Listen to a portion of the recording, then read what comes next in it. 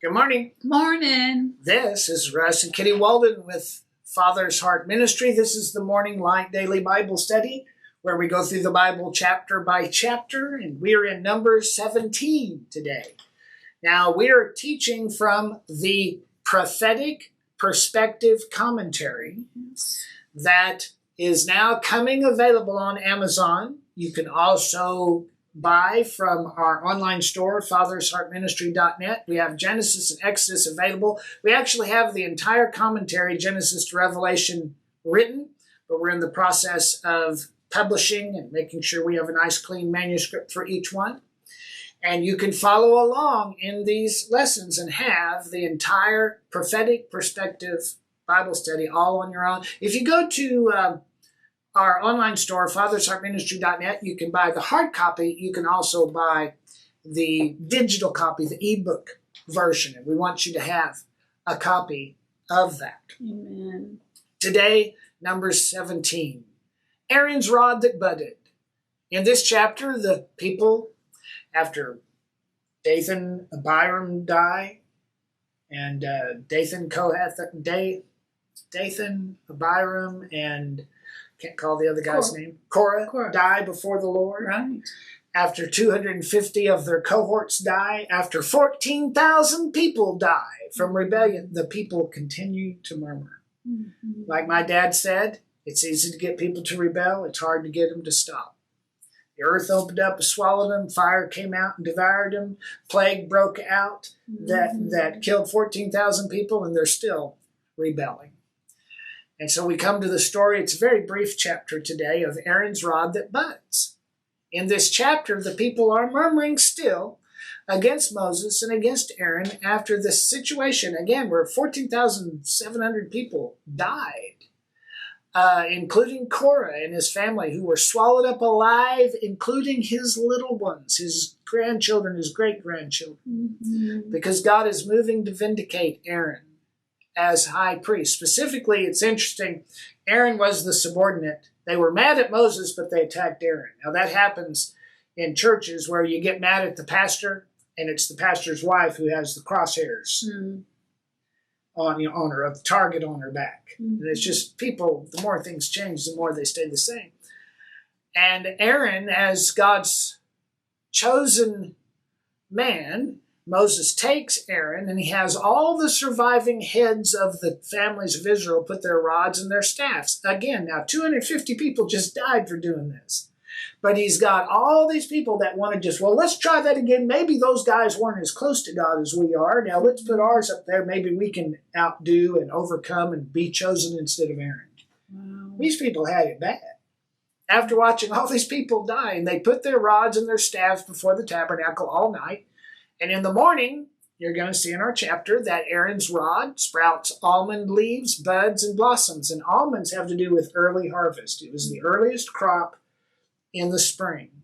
And so it has to do with God will hasten his word. Well, he certainly hastened his word here, but it was a blessing because they were rebels. So there's a principle whereby God vindicates his servants. As a leader, when you are faced with rebellion, criticism, and persecution, God will vindicate you by signs, miracles, and wonders when you are prepared to stand with him in the face of the assault of your critics. Number 17, it's only 13 verses, short session today. Kitty, if you'd read the entire chapter. And the Lord spake unto Moses, saying, Speak unto the children of Israel, and take every one of them a rod according to the house of their fathers. Of all their princes, according to the house of their fathers, 12 rods.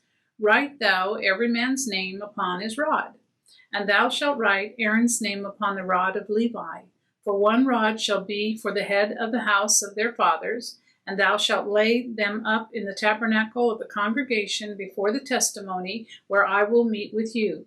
And it shall come to pass that the man's rod whom I shall choose shall blossom, and I will make to cease from me the murmurings of the children of Israel, whereby they murmur against you. And Moses spake unto the children of Israel, and every one of their princes gave him a rod apiece, for each prince one, according to their fathers' houses. even 12 rods, and the rod of Aaron that was among their rods. So they're accusing Moses of nepotism for choosing his family member Aaron to be the priest. Right. They're trying to correct Moses. Oops.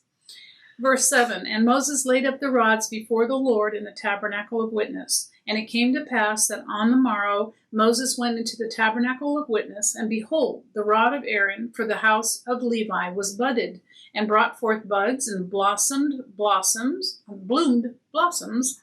and yielded almonds. And Moses brought out all the rods from before the Lord unto the children of Israel, and they looked and took every man his rod. And the Lord said unto Moses, bring Aaron's rod again before the testimony, to be kept for a token against the rebels, and thou shalt take away their murmurings from me, that they die not. And Moses did so, as the Lord had commanded him, so did he. And the children of Israel spake unto Moses, saying, behold, we die, we perish, we all perish. Whosoever cometh anything near unto the tabernacle of the Lord shall die. Shall we be consumed with dying? You see how this is their takeaway. We're just trying to get close to God. And everybody that tries to get close to God dies. What's the point, Moses? Still murmuring. Right? When your critics challenge you, God is prepared, as he is in this case, to give you a lasting testimony that will silence your enemies. Now look, Kitty and I have been vilified. We've been railed against. We've been cursed. We've been maligned by many people in our lives. The unmerited blessing of God upon us, our rod, but through no quality of our own, I assure you, has blessed. The blessing of God on our lives have silenced many of our detractors. We had one person who initially called us sorcerers and false prophets to our face. Eventually came to us, and here's what they said: if God's not mad at you, I can't be mad at you. Well, that's not a... they changed their mind, but it's kind of one of those left-handed compliments. If God's not mad at you, I wish God was mad at you, but since he's not. Because we had a testimony of God's goodness in our lives. Amen. That couldn't be gainsaid. When you are criticized and come against, listen, your enemies are not going to choose your strengths. They're not going to attack what you do right. They're going to attack your weaknesses, and we all have them. If you were that person's friend, if your life was an endorsement of the choices that they're making, they would overlook your weaknesses. Mm-hmm. I know a situation where a family that was in a church in Independence, Missouri, was in this church. It was a large church, and it was a full gospel church. They were there for 20 years, raised their family there. Their families were all grown with kids of their own. And one of the daughter-in-laws came home and found the pastor standing naked in the living room, wanting to proposition this young daughter-in-law in this family. And this family had been in this church, and it was terrible. And by the time things kind of didn't really get settled, but just the scene shifts, and the elders in this family, the mom and the dad, went to the deacon board. What are you going to do? We're not going to do anything. That's our pastor. We love him. Mm. Can you imagine? But I'll guarantee you, if that pastor was preaching messages that convicted that church of their sin, they would have taken something much less than what happened, and they would have pounced on it and destroyed that man's ministry. But because he pandered to their carnality, they would overlook it. I've seen this time and time and time. I've seen men destroyed. And they had done something. They had given their critics material, fodder, to take them and destroy their life. But because I knew the enemy side and I knew the man, the Lord showed me, he said they didn't do that because of what he did wrong. And he did do wrong. They did it because of what he was doing right, and they were taking occasion to destroy his life, to justify their own sin. And they went home to their house justified. Bless God, we straightened this church up. And that man, I'm thinking of a particular one in Central Louisiana, that man eventually did exactly the same thing that the other pastor that I knew, and then he lost his marriage, lost his church, for doing the very same thing that he destroyed his predecessor for doing. Been around the teacup long enough to find the handle. See, because you make choices before God that people find objectionable, they'll take those things that they would defend in someone else and they'll use them against you. There's people you've been destroyed by Christians, and you need to remember this. Yes, you did some things wrong, but they didn't destroy you because of what you did wrong. They were motivated by what you did right. They didn't persecute you because of what you did wrong. They persecuted you because of what you did right. You need to hear that. So what's the lesson? Again, never answer your critics. Amen. You cannot waste time defending your actions or making excuses for yourself. You just place your rod before God and leave it to him to see to it that your testimony vindicates you before the Lord. You know, I've gone to family members. Oh, I'm defending you. I said, please stop. If you defend me, God will not. Don't defend me. I don't need you to defend me. Amen. God will defend. God will defend us much more efficiently than anyone else. Amen. And I don't mean sit back and hand people rocks so they could throw them at us, but you hear what I'm saying? What do we know about Aaron's rod in rabbinic literature? The rabbis believe, now get this rod that budded, the rabbis believed that the staff that Jacob crossed the Jordan with was the identical one that later on Judah gave to his daughter-in-law Tamar in Genesis 32:10 and Genesis 38:18. They also believe that staff from Jacob to Judah was the same staff that Moses wielded before Pharaoh in Exodus 7:10. And that was the same staff, they believe, that David carried as a shepherd. He didn't kill Goliath with the staff, but they believe that he carried that staff as a shepherd when he slew the giant Goliath in 1 Samuel 17:40. That's rabbinic tradition, myth, pseudo-history going back before the time of Christ. Wow. This is what was believed. And the Davidic kings, David passed that on to the line of Judah, the Davidic kings that used it as a scepter until the destruction of the temple when it disappeared from Jewish history, from Jewish legend and tradition. But today, there are those Jewish sources that believe when Messiah comes, that very staff will appear. The one that Aaron's rod budded is going to appear, and it's going to be given by the Jewish people to their Messiah in token of his authority over the nations. Interesting. Isn't that interesting? Where do you learn all this, Brother Walden? One place is Chabad.org, CHABAD.org. But you better have a thick skin if you visit there, because it's an all Jewish site, and you dig deep enough, and they'll say things about Jesus you don't like very much. And interesting, the rod of Aaron and Moses, from a perspective of some, took on like an alleged magical or mystical power in the people's mind, just like they worshiped the brazen serpent that Moses held up before the people, and Moses finally had to tear it up and get rid of it because they were worshiping it.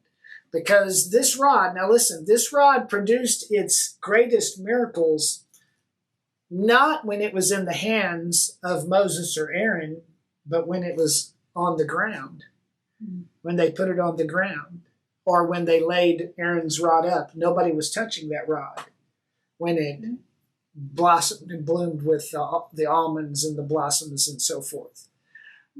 This would suggest to us that somehow how miracles work. They're not parlor tricks. They're not supernatural sleight of hand. They manifest like with Aaron and Moses when that rod turned into a snake. It's when he let it go, when he relinquished control, when Aaron put his rod before the Lord. with the same place where all those were killed because they did the same thing. But Aaron put his rod before the Lord, and when it was by itself and nobody could take the glory for it, that's when the miracle took place. Amen. And God made himself known in a miraculous way. After seeing that Aaron's rod has now budded and realizing that they are reproofed before God, these murmuring people, rather than repenting, they blame God. They say, this never works out. Every time we try to get close to God, something negative happens. That's just stunning. Mm-hmm. It stuns me that they would think that. That shows you the sin nature. Yeah. And the people have it in their hearts, allegedly, to come close to God, but the cost will be too great. One preacher, his household name, he tells a joke. He said, I didn't want to surrender to the Lord until I got married because I was afraid the Lord would make me marry somebody ugly. He said, beauty's skin deep, but ugly's to the bone. Oh, goodness. Or I don't want to give my life to the Lord. He might make me be a missionary to India or something like that. So they hold back. I have to say in my own life, I've refrained from the Word of God because the more I study the Bible, the fewer friends I have. The more estranged I became. Kitty remembers cornering me in our kitchen. Tears running down my face. I didn't want to read my Bible because I wanted to have friends. And when I read my Bible and I said what I saw there, I lost friends. I got lonely. It was painful. Let me tell you something, folks. I had to pay a price to study the scriptures. And because people I cared about, the more I press into God, the more they turn their back on me. And I can fill just columns of a paper with people who would fellowship with me in my failure and try to crucify me in my success, the success that God has given us. True. We call those grace growers at our house. We don't like that, but we had to make a decision. Where did our fidelities lie? Amen. With that friend who just dialed you down to the lowest common denominator, patted you on the back while your life went on in stagnation, or you stand up and decide to obey God. And then all of a sudden you're having all kinds of problems from people that claimed they loved you. I chose to give myself over to God and His Word. Yes, as a result, I lost my former friends. Some of them, one relationship I had, I'd known that man for 30 years. Loved him like David loved Jonathan. And it hurt. It took a while. But God always recompenses such losses. He does. You know, Jesus recognized this among His disciples, these types of losses. And in Luke 18:28, he said, Peter said, well, we've left all and followed you. And he said, verily I say unto you, there is no man that has left house, parents, brethren, wife, children. How many of you have lost your marriage because of your stand for God? Or you can't see your grandchildren because of your stand for God. For the kingdom's sake, Jesus said, you will receive manifold more in this time. You're going to get it all back in this life. And He said, and in the world to come, life everlasting. Amen. See, these rebels in Numbers 17, they should have chosen to identify with God, but instead they identified with Korah. They considered Korah a loss. They grieved because of the loss of Korah and those who perished in the revolt. The problem was not getting closer to the tabernacle that put them in jeopardy. The problem was they chose to rebel and question God and question His leaders. Instead of saying every time we get close to the tabernacle, bad things happen, they should have reasoned every time we rebel against God and His chosen men, bad things happen. That's right. See, it's the same argument put forward in the Garden of Eden when Adam made excuses for hiding from God. He said, well, I was afraid and I hid myself. What is Adam doing? He's accusing God. If you weren't so scary, it's all your fault, God. If you weren't so scary, I wouldn't have to hide back here sewing fig leaves together for a fig leaf church. We need to acknowledge these accusations we make. We claim we're victims, and listen, we're not victims, we're sweet rebels when we think like this. We need to have a moment of honesty, and you'll never be honest or transparent as long as you think you're a victim. The scripture says everyone is turned out of the way. So that doesn't apply to me. Yes, it does. Everybody's turned. All feet are swift to shed blood. All hands work evil, Paul said. We all rebel. We all make selfish choices. Like the guy was praying at the altar. Oh, God bless me. Oh, God bless me. And then he broke into tongues. And in tongues, the interpretation was, don't do it, God. I'm a rebel. Are you a child of God? Well, rebellion is bound up in the heart of a child. But our choices can be costly. What's the answer? Acknowledge. Acknowledge your shortcomings. And come to God trusting in his loving kindness. And you'll see deliverance. And you'll see change and blessing. If that's you, I want you to go to altarcall.net, and we have a form there for you to read. It's a digital altar that you can go to. If I could play just as I am, I'd start playing it. But this is your moment. This is your come to Jesus moment. Aren't you sick and tired of being sick and tired? How about a moment of transparency? Go there, and just as an act of faith, altarcall, altar.net. Choose the appropriate form to respond in prayer and believe that Jesus will meet you there, and you'll have a whole new lease on life. God bless you. Amen.